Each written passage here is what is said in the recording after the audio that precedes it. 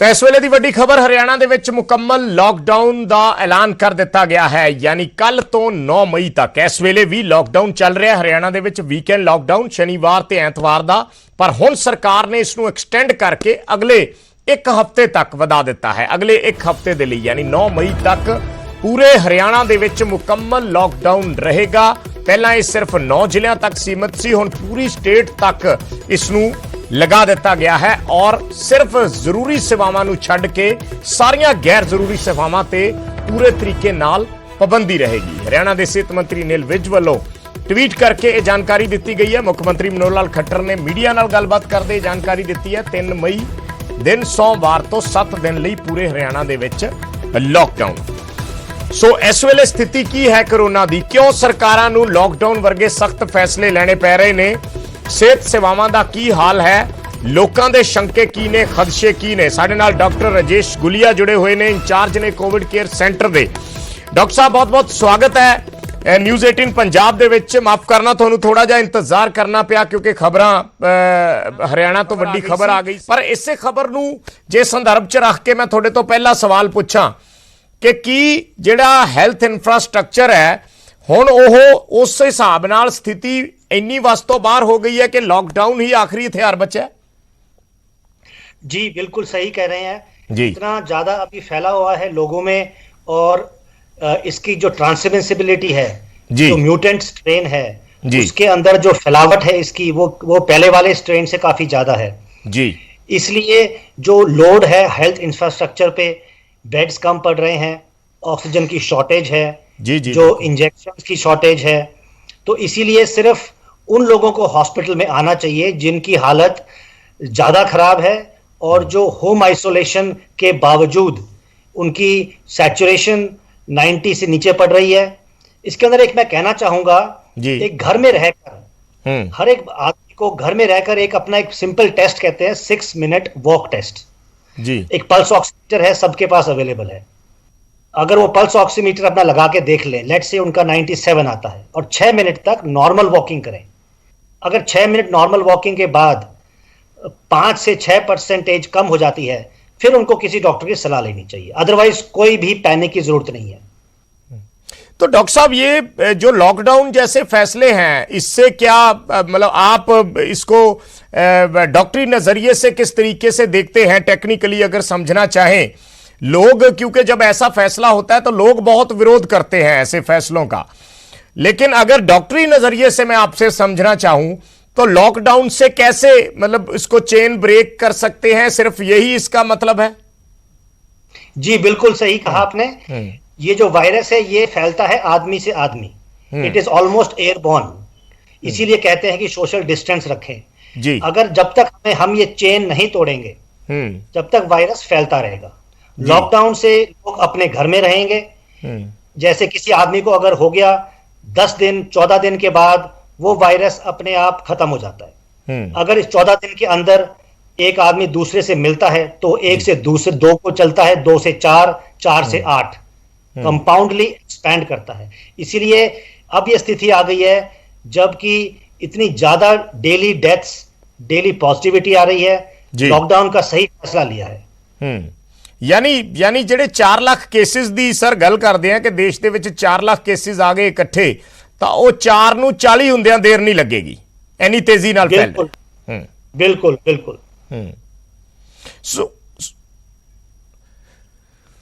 ਸੋ collar ਸਾਡੇ ਨਾਲ doctor ਸਾਹਿਬ ਜੁੜ ਰਹੇ ਨੇ, ਕੋਸ਼ਿਸ਼ ਕਰਾਂਗੇ ਉਹਨਾਂ ਦੇ ਸਵਾਲਾਂ ਦੇ ਜਵਾਬ ਦੇਣ ਦੀ। ਪਹਿਲੇ ਕਾਲਰ ਜੁੜੇ ਨੇ। ਹਾਂਜੀ, ਆਪਣਾ ਨਾਮ ਦੱਸੋ, ਕਿਹੜੀ ਜਗ੍ਹਾ ਤੋਂ ਬੋਲ ਰਹੇ ਹੋ ਔਰ ਡਾਕਟਰ ਸਾਹਿਬ ਜੁੜੇ ਹੋਏ ਨੇ, ਕੀ ਸਵਾਲ ਪੁੱਛਣਾ ਚਾਹ ਰਹੇ ਹੋ? ਹਾਂਜੀ ਸਤਿ ਸ਼੍ਰੀ ਅਕਾਲ ਜੀ, ਮੈਂ ਪ੍ਰੋਫੈਸਰ ਜਸਵੰਤ ਸਿੰਘ ਜੀ ਪਟਿਆਲੇ ਤੋਂ ਸਰ। ਹਾਂਜੀ ਸਰ, ਮੈਂ ਇੱਕ ਸਵਾਲ ਪੁੱਛਣੇ ਨੇ। ਇੱਕ ਤਾਂ ਰੀ-ਇਨਫੈਕਸ਼ਨ ਬਾਰੇ ਪੁੱਛਣਾ ਸਰ ਤੋਂ, ਵੀ ਜਿਨ੍ਹਾਂ ਨੂੰ ਪਹਿਲਾਂ ਕੋਵਿਡ ਹੋ ਚੁੱਕਿਆ 2020 ਦੇ ਵਿੱਚ ਜੀ, ਫਸਟ ਵੇਵ ਦੇ ਵਿੱਚ, ਕੀ ਉਹਨਾਂ ਨੂੰ ਰੀ-ਇਨਫੈਕਸ਼ਨ ਹੋ ਸਕਦੀ ਹੈ ਸੈਕੰਡ ਵੇਵ ਦੇ ਵਿੱਚ ਜੀ? ਸੈਕੰਡ, ਜਿਹੜੇ ਏਜਡ ਬੰਦੇ ਨੇ, ਏਜਡ ਪੀਪਲ ਨੇ 60 ਸਾਲ ਤੋਂ ਉੱਪਰ, ਜਿਨ੍ਹਾਂ ਨੂੰ ਹਾਰਟ ਦੀ ਪ੍ਰੋਬਲਮ ਹੈ, ਕੀ ਵੈਕਸੀਨੇਸ਼ਨ ਲਵਾਉਣ ਜਾਂ ਨਾ ਲਵਾਉਣ? ਡਾਕਟਰ ਸਾਹਿਬ ਸਵਾਲ ਸੁਣ ਗਿਆ ਤੁਹਾਨੂੰ? जी आप हेलो। हाँ जी डॉक्टर साहब तुहानू सवाल सुनिया या मैं रिपीट कर देना?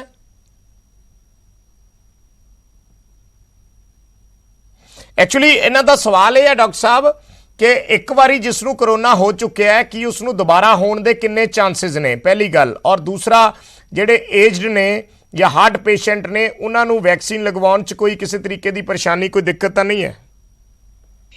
पहले मैं दूसरा सवाल लेना चाहूंगा जी।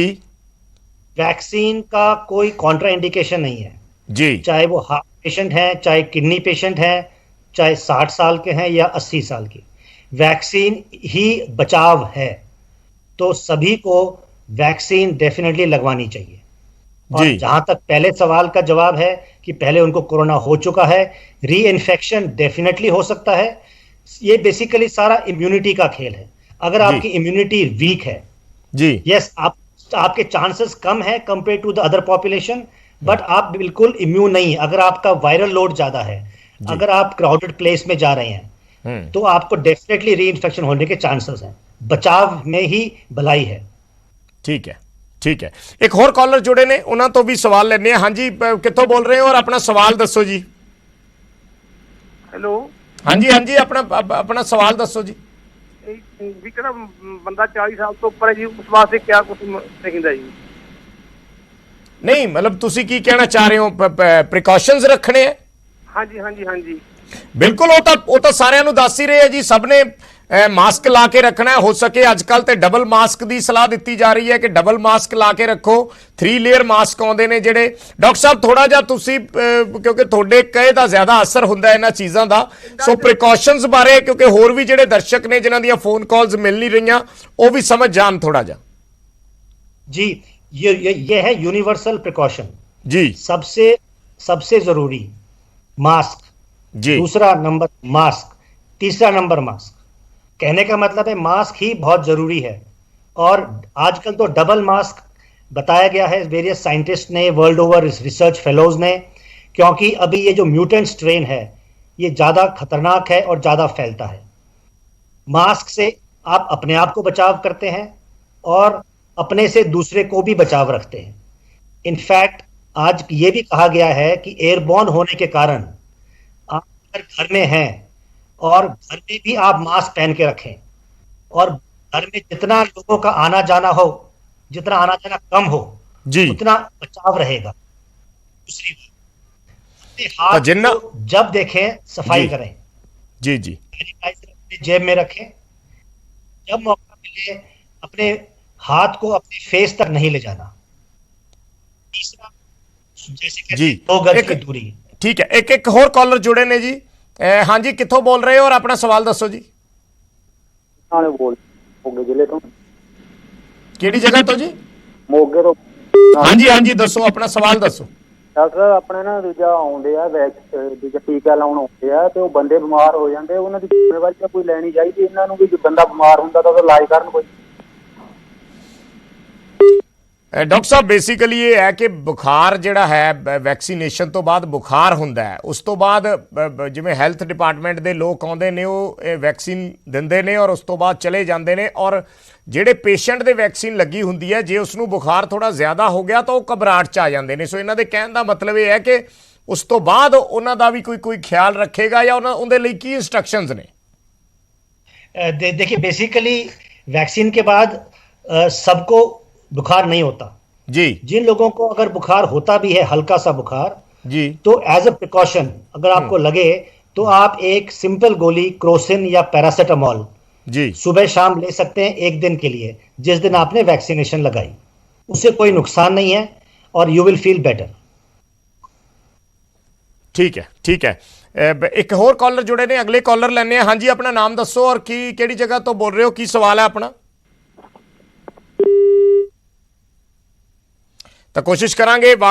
ਕਈ ਫੋਨ ਕਾਲਸ ਸਾਨੂੰ ਆ ਰਹੀਆਂ ਨੇ ਇਸ ਵੇਲੇ। ਜ਼ਿਆਦਾਤਰ ਜਿਹੜੇ ਲੋਕਾਂ ਦੇ ਸ਼ੰਕੇ ਨੇ ਜਾਂ ਖਦਸ਼ੇ ਨੇ, ਇੱਕ ਤੇ ਵੈਕਸੀਨ ਨੂੰ ਲੈ ਕੇ ਨੇ ਕਿ ਵੈਕਸੀਨੇਸ਼ਨ ਜਿਹੜੀ ਹੈ ਕੀ ਉਸਦੇ ਕੋਈ ਸਾਈਡ ਇਫੈਕਟ ਨੇ, ਜਾਂ ਬਹੁਤ ਸਾਰੇ ਐਸੇ ਲੋਕ ਨੇ ਜਿਹੜੇ ਕੋਈ ਹਾਰਟ ਪੇਸ਼ੈਂਟ ਹੈ, ਕੋਈ ਕਿਸੇ ਨੂੰ ਸ਼ੂਗਰ ਹੈ, ਕਿਸੇ ਨੂੰ ਹੋਰ ਕੋਈ ਐਲਰਜਿਕ ਹੈ, ਕੋਈ ਸਕਿਨ ਪ੍ਰੋਬਲਮ ਹੈ। ਐਸੇ ਲੋਕ ਜਿਹੜੇ ਨੇ ਉਹ ਜ਼ਿਆਦਾ ਡਾਕਟਰ ਸਾਹਿਬ ਵੈਕਸੀਨ ਤੋਂ ਘਬਰਾਉਂਦੇ ਹੈ। ਸੋ ਇੱਕ ਕਾਮਨ ਮੈਂ ਤੁਹਾਡੇ ਤੋਂ ਜਵਾਬ ਚਾਹੂੰਗਾ, ਕਿਉਂਕਿ ਜਿੰਨੇ ਵੀ ਕਾਲਰਸ ਨੇ ਲਗਭਗ ਇਸ ਤਰੀਕੇ ਦੀਆਂ ਹੀ ਕੁਐਰੀਜ਼ ਹੁੰਦੀਆਂ ਕਿ ਕਿਸੇ ਵੀ ਵਿਅਕਤੀ ਦੇ ਲਈ ਕਿਸੇ ਵੀ ਤਰ੍ਹਾਂ ਦੀ ਕਿਸੇ ਨੂੰ ਕੋਈ ਪ੍ਰੋਬਲਮ ਹੋਵੇ, ਕੀ ਵੈਕਸੀਨ ਉਸ ਦੇ ਲਈ ਕਿਸੇ ਵੀ ਲਿਹਾਜ਼ ਨਾਲ ਖਤਰਨਾਕ ਹੋ ਸਕਦੀ है? जैसे मैंने पहले भी कहा था, वैक्सीनेशन का कोई भी कॉन्ट्राइंडिकेशन नहीं है जी। सिर्फ एक है, अगर आप जो इंजेक्टेबल ब्लड थिनर्स हैं, एसिट्रॉम या वॉरफेरिन जैसे अगर इंजेक्शन लगा रहे हैं, वो बेसिकली हार्ट पेशेंट्स लगाते हैं अपना खून पतला करने के लिए, तो वो अपने डॉक्टर की सलाह से फिर वो वैक्सीनेशन ले। फिर से बोलूंगा, जो वॉरफेरिन टैबलेट्स या एसिट्रॉम टैबलेट ले रहे हैं उनके लिए थोड़ा सा अपनी सलाह लेके लगाएं। उसके अलावा नॉर्मल डायबिटीज हो, ब्लड प्रेशर हो, लिवर प्रॉब्लम हो, चेस्ट प्रॉब्लम हो, हार्ट प्रॉब्लम हो, कोई कॉन्ट्राइंडिकेशन नहीं है, सबको जरूर लेनी चाहिए। Age is not a contraindication, 80 साल के हो या 90 साल के, इसी में बचाव है। ठीक है, कॉलर जुड़े ने साडे नाल, अगले कॉलर लेने हैं। हाँ जी, केड़ी जगह तो बोल रहे हो, अपना नाम दसो। हरमन केड़ी जगह तो बोल रहे हो और की सवाल है अपना जी? ਹਰਮਨਜੀਤ ਸਿੰਘ ਜੋਗੀਪੁਰ ਸਨੌਰ, ਹਲਕਾ ਸਨੌਰ ਤੋਂ ਜੀ। हाँ जी ਸਰ ਬੇਨਤੀ ਹੈਗੀ ਵੀ ਜਿਹੜਾ ਹੁਣ ਕੋਈ ਮੈਨੂੰ 2013 ਚ ਪੈਰਾਲਾਈਜ਼ ਹੋ ਗਿਆ ਸੀ। हाँ जी। ਤੇ ਮੈਂ ਉਹ ਟੀਕਾ ਲਵਾ ਸਕਦਾ? ਮੈਂ ਖੂਨ ਪਤਲੇ ਖਾਣ ਵਾਲਾ ਕਿਸ ਖਾਣਾ ਪਤਲਾ ਕਰਨ ਵਾਲਾ? ਉਹੀ ਵੈਸੇ ਡਾਕਟਰ ਸਾਹਿਬ ਤਾਂ ਦੱਸ ਕੇ ਹਟੇ ਨੇ ਕਿ ਸਾਰਿਆਂ ਨੂੰ ਲਵਾਉਣਾ ਜ਼ਰੂਰੀ ਹੈ, ਕਿਸੇ ਤਰ੍ਹਾਂ ਦੀ ਕੋਈ ਉਸ ਦੇ ਵਿੱਚ ਨਹੀਂ ਚਿੰਤਾ ਕਰਨ ਵਾਲੀ ਗੱਲ। ਪਰ ਫਿਰ ਵੀ ਆਪਾਂ ਤੁਹਾਡਾ ਸਵਾਲ, ਡਾਕਟਰ ਸਾਹਿਬ ਪੈਰਾਲਾਈਸਿਸ ਹੋਇਆ ਸੀ ਇਹਨਾਂ ਨੂੰ, ਔਰ ਜਿਹੜੀ ਇਕੋਸਪ੍ਰਿਨ ਵਗੈਰਾ ਜਾਂ ਹੋਰ ਕੋਈ ਖੂਨ ਪਤਲਾ ਕਰਨ ਦੀ ਗੋਲੀਆਂ ਹੁੰਦੀਆਂ ਉਹ ਲੈਂਦੇ ਨੇ, ਇਸ ਕਰਕੇ ਥੋੜੇ ਕਨਫਿਊਜ਼ਡ ਨੇ ਕਿ ਵੈਕਸੀਨ ਲਗਵਾਉਣੀ ਚਾਹੀਦੀ ਹੈ ਕਿ नहीं। जो लोग खून पतले करने की टैबलेट्स ले रहे हैं जी, चाहे इकोस्प्रिन है, तो उनके लिए कोई कॉन्ट्राइंडिकेशन नहीं है। ठीक है, आपको वैक्सीन लगवाना चाहिए। ठीक है, शुक्रिया। अगले कॉलर लेने हैं। हाँ जी, केड़ी जगह तो बोल रहे हो, अपना सवाल दसो जी। सर मैं चंडीगढ़ से बोल रहा हूँ। हाँ जी। सर मैं पूछना चाहिए जिस तरह नॉर्मल सर्दी जुकाम होता है और वैक्सीन लगी हुई, तो उन्हें भी कोरोना मान सकते हैं? डॉक्टर साहब इसका जवाब दे सकते? डॉक्टर साहब सवाल सुनिया, बेसिकली ये पूछना चाह रहे हैं कि नॉर्मल जैसे वैक्सीन लग गई, एक डोज वैक्सीन की लगी है, उसके बाद नॉर्मल उनको खांसी जुकाम हो गया, तो क्या कोरोना टेस्ट करवाना चाहिए? क्या कोरोना हो सकता है? नहीं, बिल्कुल कोरोना हो सकता है जी। वैक्सीन इज नॉट, ये नहीं वैक्सीन लगाने के बाद आप इम्यून नहीं हो जाते कि आपको कोरोना नहीं होगा जी। अगर आप एहतियात नहीं बरतेंगे और ऐसे आदमी के संबंध में आएंगे जिनको कोरोना है, तो आपको भी डेफिनेटली हो सकता है। उस पे आपकी बॉडी की इम्यूनिटी कितनी स्ट्रांग है, आपकी एंटीबॉडीज कितनी तैयार हैं उसको लड़ने के लिए, उस पर डिपेंड करता है कि आपको कोरोना के सिम्टम्स कितने आते हैं। अगर आपकी एंटीबॉडी स्ट्रांग है तो आपको माइल्ड सिम्टम्स हो सकते हैं और अपने आप ठीक हो जाएंगे। अगर आपके एंटीबॉडीज वीक हैं, अभी तक पूरी तरह से एंटीबॉडीज तैयार नहीं हुए हैं, फिर आपको फुल फ्लेज्ड कोरोना होने का खतरा है। यानी वैक्सीन लगवाउण दा डॉक्टर साहब मतलब सीधा यह है कि उस दे नाल तुहानूं उसदा सीवियर अटैक होने का खतरा घट है। यस। ठीक है, अगले कॉलर जुड़े ने जोसेफ। हाँ जी जोसेफ, केड़ी जगह तो बोल रहे हो और अपना सवाल दसो।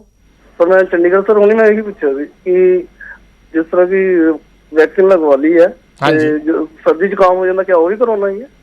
बिल्कुल वही कह रहे ने डॉक्टर साहब कि कोरोना बिल्कुल हो सकता है, पर उसका उन्ना सीवियर अटैक नहीं हुंदा, कई बारी मामूली मेडिसिन दे नाल ठीक हो जाता है, पर हाँ 2 डोज लगन तो बाद भी हो सकता है। इस दे विच कोई कंफ्यूजन नहीं। वगैरह अंदर ही उतना ठीक रहेगा? हाँ जी, स्टीम वगैरह अगर लेने हैं, जैसा गरारे वगैरह करते, बिल्कुल ठीक रहेगा जी। तुसी अपना टेस्ट भी करवाओ। ठीक है जी। हाँ जी धन्यवाद। अगले कॉलर लेने असी। हाँ जी, केड़ी जगह तो बोल रहे हो और अपना सवाल दसो जी। हाँ जी, कुलदीप हाँ, गोयल बोल रहे हैं जी, सिरदूरगढ़ तो। हाँ जी। एक डॉक्टर साहब ये पूछना है, अगर कोरोना हो चुका है पहले तो एंटीबॉडी है, तो उसके लिए वैक्सीन लगाना है उसके बाद? इसमें रिसर्च काफी अलग अलग है। एक बार अगर आपको कोरोना हो चुका है तो आपके अंदर ऑलरेडी एंटीबॉडीज हैं जी। हाँ जी। एक पर्टिकुलर स्टडी ये कहती है कि आप अपने एंटीबॉडीज टेस्ट करा के फिर लगवाएं, अगर एडिक्वेट है तो लगवाने की जरूरत नहीं है। मगर आपको ये ध्यान रखना है कि ये एंटीबॉडीज 6 महीने तक एट द मोस्ट एक्टिव रहते हैं, और अगर आपको कोरोना हुए 6 महीने से ऊपर हो गया है, जैसे आपको पिछले साल हुआ होगा, तो आपको डेफिनेटली ये वैक्सीन लगवाना चाहिए। इसको आप बूस्टर डोज समझ लीजिए। डॉक्टर साहब एक चीज और बताइए, अगर फर्स्ट डोज जैसे मेरे फादर हैं, उनको फर्स्ट डोज लेने के बाद कोरोना हो गया, अब वैक्सीन की फर्स्ट डोज लेने के बाद कोरोना हुआ है, तो अब सेकेंड डोज कितने गैप के बाद लेनी है? एक बार अब उनको कोरोना हो गया और कोरोना से रिकवर हो गए हैं, तो उनको डेफिनेटली 3 महीने तक वेट करना चाहिए। ਹੁਣ ਤੇ ਡਾਕਟਰ ਸਾਹਿਬ ਘੱਟੋ ਘੱਟ 4 ਹਫ਼ਤੇ ਤੋਂ ਲੈ ਕੇ 6 ਹਫ਼ਤੇ ਤੋਂ ਲੈ ਕੇ 8 ਹਫ਼ਤੇ ਦਾ ਟਾਈਮ ਦਿੱਤਾ ਜਾ ਰਿਹਾ जी। 6 हफ्ते से 8 हफ्ते सेकंड वैक्सीन के लिए। सेकंड वैक्सीन के लिए अगर इनको फर्स्ट डोज के बाद कोरोना हो गया तो उनको नेचुरल एंटीबॉडीज बॉडी में डेवलप हो गई हैं। ठीक है, ठीक है। एक और कॉलर जुड़े ने, कुलदीप जी। हाँ जी कुलदीप जी, की पूछना चाह रहे हो? कुलदीप जी अगर मेरी आवाज मिल पा रही है तो अपना सवाल पूछो। डॉक्टर साहब मैं क्वेश्चन कर चुका है, मैं क्वेश्चन कर चुके हैं, आंसर मिल गया मैंने। ठीक है, थैंक यू। दूसरे कॉलर ਜਿਹੜੇ ਨੇ ਇੱਕ ਹੋਰ ਜੁੜੇ ਨੇ, ਉਹਨਾਂ ਤੋਂ ਸਵਾਲ ਲੈ ਲੈਣੇ ਆ। ਹਾਂਜੀ ਆਪਣਾ ਨਾਮ ਦੱਸੋ। ਮਨੋਹਰ ਜੀ ਕੀ ਸਵਾਲ ਪੁੱਛਣਾ ਚਾਹ ਰਹੇ ਹੋ? ਸਰ ਮੇਰੀ ਘਰ ਵਾਲੀ ਦੀ ਉਮਰ ਹੈਗੀ ਹੈ ਜੀ 60 ਸਾਲ। ਹਾਂਜੀ। ਉਹਨਾਂ ਨੂੰ ਅੱਗੇ ਅਧਰੰਗ ਦਾ ਅਟੈਕ ਹੋਇਆ ਸੀ 2012 ਚ ਜੀ। ਠੀਕ ਹੈ। ਹੁਣ ਬਿਲਕੁਲ ਠੀਕ ਨੇ।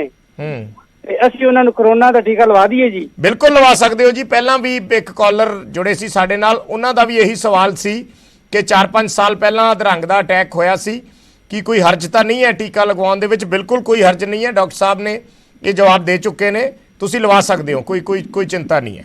ਠੀਕ ਹੈ ਜੀ, ਧੰਨਵਾਦ। ਡਾਕਟਰ ਸਾਹਿਬ ਇਸ ਵੇਲੇ ਜ਼ਿਆਦਾਤਰ ਜਿਹੜਾ ਵੈਕਸੀਨ ਹੈ, ਇੱਕੋ ਇੱਕ ਹਥਿਆਰ, ਜਿਵੇਂ ਆਪਾਂ ਕਹਿੰਦੇ ਆ ਕਿ ਲੋਕਡਾਊਨ ਇੱਕ ਬਹੁਤ ਵੱਡਾ ਹਥਿਆਰ ਹੈ, ਤੇ ਜੇ ਇਸ ਨਾਲ ਲੜ ਕੇ ਇਸ ਨੂੰ ਹਰਾਉਣਾ ਹੈ, ਮਾਤ ਦੇਣੀ ਹੈ, ਤਾਂ ਸ਼ਾयद लॉकडाउन तो भी ਵੱਡਾ हथियार वैक्सीन बन रहा है। जी बिल्कुल सही कहा आपने। लॉकडाउन के साथ साथ वैक्सीनेशन ड्राइव सरकार को और स्ट्रांग और मजबूत करना चाहिए। उन्होंने बहुत अच्छा किया कि 18 साल से ऊपर सबको अलाउ किया है, बट इसके साथ साथ अवेलेबिलिटी और लोगों तक पहुंचना है, सोसाइटी में जाएं, वैक्सीनेशन कैंप्स लगाएं। क्योंकि लॉकडाउन तो एक टैंपरेरी मेजर्स हो सकते हैं डॉक्टर साहब, असल ਦੇ ਵਿੱਚ ਤੇ ਤੁਹਾਨੂੰ ਹਰਡ ਇਮਿਊਨਿਟੀ ਡਿਵੈਲਪ ਹੋਣੀ, ਐਂਟੀਬਾਡੀਜ਼ ਡਿਵੈਲਪ ਹੋਣੀਆਂ, ਫਿਰ ਹੀ ਆਪਾਂ ਇਸ ਦੇ ਨਾਲ ਮੁਕਾਬਲਾ ਕਰ ਸਕਦੇ ਹਾਂ। ਲੌਕਡਾਊਨ 15 ਦਿਨ ਬਾਅਦ ਖੁੱਲ ਜਾਏਗਾ, ਉਹ ਤੇ ਇੱਕ ਪੌਜ਼ ਬਟਨ ਹੈ, ਹੋ ਸਕਦਾ ਉਸ ਤੋਂ ਬਾਅਦ ਫਿਰ ਉਸੇ ਤਰੀਕੇ ਨਾਲ ਕੇਸ ਆਉਣੇ ਸ਼ੁਰੂ ਹੋ ਜਾਣ। बिल्कुल सही बताया आपने। तो वैक्सीनेशन पे ये मौका लेना चाहिए, वैक्सीनेशन ड्राइव बढ़ाने के लिए। जी। और वैसे आजकल डॉक्टर साहब जो ज़्यादा केस आ रहे हैं, एक बार मैं सिम्टम्स के बारे में ज़रूर जानना चाहूँगा। जैसे अमूमन लोगों को जितनी जानकारी है, या हम लोग भी, मैं भी कोई मेडिकल एक्सपर्ट नहीं हूँ, लेकिन जितनी जानकारी है कि किसी को बुखार हुआ, खांसी हुई, जुकाम हुआ, इससे ज़्यादा आगे बढ़कर भी सिम्टम्स आ रहे हैं पेशेंट्स में। आप तो डेली ट्रीट करते हो, कोविड सेंटर में देखते होगे। जी इनफैक्ट मैं एक और गोष्ठी में था जब डिस्कशन चल रही थी, एक साइंटिस्ट का ये कहना था कि आज के दिन जी जब तक ये प्रूव नहीं होता, हर एक सिम्टम आप कोविड मान के चलें, चाहे आपको हेडेक हो। इनफैक्ट लूज मोशन, पेचिस भी माना जाता है कि एक कोविड का एक सिम्टम है। मसल एक्स, बॉडी में पेन होना, गला का पकड़ा जाना। जी आपको बुखार नहीं है मगर फिर भी सिर्फ गले का पकड़ा हुआ है और लूज मोशन है, उसको भी आप कोविड मान के चलें और अपना टेस्ट कराएं। ठीक। तो कोई जो पहले सिम्टम होते थे, हाई बुखार होना चाहिए, अब उसके अलावा बाकी सारे सिम्टम सामने आ रहे हैं और वो सब पॉजिटिव पाए गए हैं टेस्टों के ऊपर। ठीक है, ठीक है। एक कॉलर जुड़े ने, समनीत। हाँ जी समनीत, कित्थों बोल रहे हैं और की सवाल है अपना? तो बोलते हैं, साडा सवाल है कि सर जिवें ਅਸੀਂ ਬੱਚਿਆਂ ਨੂੰ ਫੀਡ ਦਿੰਦੇ ਆ, 2 ਸਾਲ ਦਾ ਬੱਚਾ है, ਤੇ ਉਹ ਜਿਵੇਂ ਅਸੀਂ ਡਾਕਟਰ के पास वैक्सीनेशन के लिए गए थे, तो उन्होंने कहा ਸੀ ਕਿ ਤੁਸੀਂ ਅਜੇ ਨਹੀਂ ਲਵਾ ਸਕਦੇ, ਬੱਚਾ ਛੋਟਾ ਹੈ, ਜਾਂ ਜੇ ਲਵਾਉਂਦੇ ਵੀ ਤੇ ਕਿੰਨਾ ਟਾਈਮ ਬਾਅਦ ਦਈਏ ਉਹਨੂੰ ਫੀਡ ਵਗੈਰਾ, ਕਿਵੇਂ ਪ੍ਰੀਕਾਸ਼ਨਸ ਕੀ ਯੂਜ਼ ਕਰ ਸਕਦੇ ਨੇ? डॉक्टर साहब सवाल सुन गया ਤੁਹਾਨੂੰ या मैं रिपीट करा? नहीं, सवाल सुन गया। हाँ जी। ये बहुत अच्छा सवाल है जी। इनफैक्ट इस पे मैंने काफी स्टडी करके ये पता किया है कि जो फीड कर रहे हैं बच्चों के लिए जी, अगर आप वैक्सीन लेते हैं और अंदर आपकी एंटीबॉडीज डेवलप होती हैं, वो एंटीबॉडीज बच्चे में ट्रांसफर होती हैं, वो अच्छी बात है। इनफैक्ट दैट इज रिक्वायर्ड और ये कोई कॉन्ट्राइंडिकेशन नहीं है। द ओनली कॉन्ट्राइंडिकेशन इज अगर आपको प्रेगनेंसी है जी, उस स्थिति में आपने अपने गायनेकोलॉजिस्ट से सलाह करके ही वैक्सीन लेनी है। ठीक है, उसके अलावा कोई और कॉन्ट्राइंडिकेशन नहीं है, चाहे आप 2 महीने के बच्चे को फीड कर रहे हैं, चाहे 1 साल के बच्चे को फीड कर रहे हैं, तो ले सकते हैं वैक्सीन, बिल्कुल लेना चाहिए। ठीक है समनीत जी, ਤੁਹਾਨੂੰ जवाब मिल गया होना डॉक्टर साहब का। सो बहुत सारिया ऐसिया ही क्वारीज डॉक्टर साहब आउंदियां ने ज़्यादा, क्योंकि हुण ते लोकां नूं जदों इस चीज़ की समझ आ गई है भी हुण इलाज या हर मौके ते हो सकता है मुहैया ना हो पाए, इस करके बचाव ही सब तो वड्डा हथियार है। और बचाव दे विच जदों आपां सोचते हैं प्रिकॉशनस तो है ही ने कि तुसी मास्क यूज़ करना है, अपने हत्थ धोने हैं, साफ करने हैं, या सोशल डिस्टेंसिंग बना के रखनी है, पर वैक्सीन इस वेले जिहड़ा है वो सब तो वड्डा हथियार जिहड़ा है साबित हो रहा। और हर एक व्यक्ति नूं वैक्सीन जरूर लगवानी चाहिए है जिवें जिवें मौका मिल रहा है। जी, इसमें मैं एक बात और कहना चाहूंगा जी, मुझे भी काफी फोन कॉल आते हैं, कहते हैं डॉक्टर साहब कौन सा वैक्सीन लगवाएं। जी, देखिए अभी हमारे पास मैं तो ये कहता हूं जो आपको आसानी से मिल जाए जी वही लगवा लें, वेट ना करें कि इससे अच्छी आएगी उससे अच्छी आएगी। जो इजीली अवेलेबल है और जो आपके आसपास अवेलेबल है वो जरूर लगाएं, 19-20 का फर्क है। ठीक है डॉक्टर साहब, बहुत बहुत धन्यवाद, तुसी साडे नाल जुड़े, काफ़ी ਜਿਹੜੇ ਸਾਡੇ ਦਰਸ਼ਕ ਸੀ ਉਹਨਾਂ ਦੀਆਂ ਕੁਐਰੀਜ਼ ਸੀ, ਉਹਨਾਂ ਦੇ ਸਵਾਲਾਂ ਦੇ ਜਵਾਬ ਦਿੱਤੇ, ਬਹੁਤ ਬਹੁਤ ਧੰਨਵਾਦ। ਤਾਂ ਡਾਕਟਰ ਰਾਜੇਸ਼ ਗੁਲੀਆ ਸਾਡੇ ਨਾਲ ਜੁੜੇ ਸੀ, ਇੰਚਾਰਜ ਕੋਵਿਡ ਕੇਅਰ ਸੈਂਟਰ ਦੇ। ਕਾफ़ी चीज़ां उन्होंने क्लीयर कीतियां ने, चाहे सिम्पटम्स लैके होवे, चाहे प्रिकॉशनस नूं लैके होवे, चाहे वैक्सीन नूं लैके लोकां दे मन दे विच कोई शंके होण, कोई खदशे होण, उन्हां नूं दूर करन दी साडी इह रोजाना दे आधार ते कोशिश रहिंदी है। न्यूज़ 18 पंजाब ते असीं डेली माहिर डॉक्टरां नूं जोड़ के लोकां दे सवालां दे जवाब दिंदे हैं और कोशिश करते हैं कि सही जानकारी जिहड़ी है वो अपने दर्शकों तक पहुँचा सकीए और किसी तरीके का पैनिक, किसी तरीके की हड़बड़ी वाली स्थिति पैदा ना होवे जो कल नूं खतरनाक साबित हो सकती है। फिलहाल एक छोटे जे ब्रेक का वेला है, बहुत जल्द वापस आने खबरों का सिलसिला न्यूज़ 18 पंजाब हरियाणा हिमाचल से लगातार जारी है।